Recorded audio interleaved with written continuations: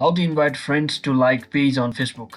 So hello guys, welcome back to my YouTube channel. In this video I'll be showing you how to invite friends to like your page on Facebook.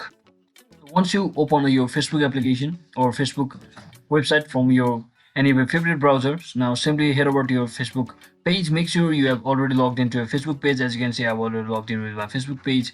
If you are currently logged in with your personal account, you can just switch it from over here by simply tapping on this drop down button over here. And once you log in with your Facebook page, just tap on this Facebook profile or Facebook page profile, and once inside here simply scroll all the way down until you see the option that is invite friends to your like your page.